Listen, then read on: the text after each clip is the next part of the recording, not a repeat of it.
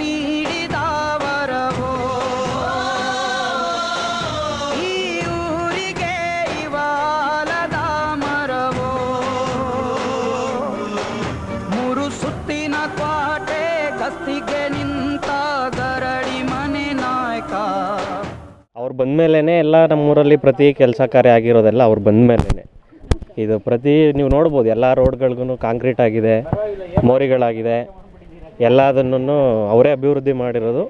ಇಂಥ ಶಾಸಕರು ನಮ್ಮ ಯಲಹಂಕ ಕ್ಷೇತ್ರಕ್ಕೆ ಇನ್ಯಾರು ಮತ್ತೆ ಸಿಗೋದು ಇಲ್ಲ. ಇವ್ರು ಬಿಟ್ಟರೆ ಇನ್ಯಾರು ಬರೋದು ಇಲ್ಲ. ಅತ್ಯುತ್ತಮ ಶಾಸಕರು ಇವರು. ಯಾವ ಕೆಲಸ ಹೇಳಿದ್ರು ಮಾಡಿಕೊಡ್ತಾರೆ ಮೇಡಮ್. ನೀವು ಅದು ಲೆಟ್ರ್ ತೊಗೊಂಡೋದ್ರೆ ಸೈನ್ ಹಾಕಿ ಕೊಡ್ತಾ ಇರ್ತಾರೆ, ಕೆಲಸ ಮಾಡ್ಕೊಂಬರ್ಬೋದು.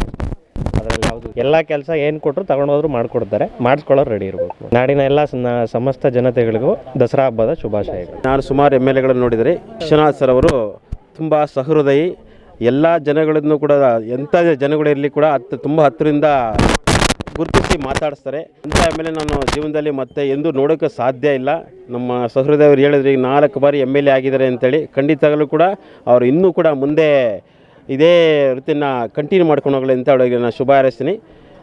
ಮತ್ತು ಇಲ್ಲಿ ನಮ್ಮ ಗ್ರಾಮಕ್ಕೆ ಸುಮಾರು ಸರಿ ಬಂದೋಗಿದ್ದಾರೆ. ಇಲ್ಲಿ ಎಲ್ಲ ಕಡೆಯೂ ಕೂಡ ಒಳ್ಳೆಯ ರಸ್ತೆಗಳಲ್ಲಿ ಸಿಮೆಂಟ್ ರಸ್ತೆಗಳೆಲ್ಲ ತುಂಬ ಅಭಿವೃದ್ಧಿ ಮಾಡ್ತಾಯಿದ್ದಾರೆ. ಅವರಿಗೆ ನಾನು ತುಂಬ ಚಿರಋಣಿ ಅಂತ ಹೇಳ್ತೀನಿ. ಎಲ್ಲರ ಪರವಾಗಿ ನಾನು ಅವರಿಗೆ ಧನ್ಯವಾದಗಳನ್ನು.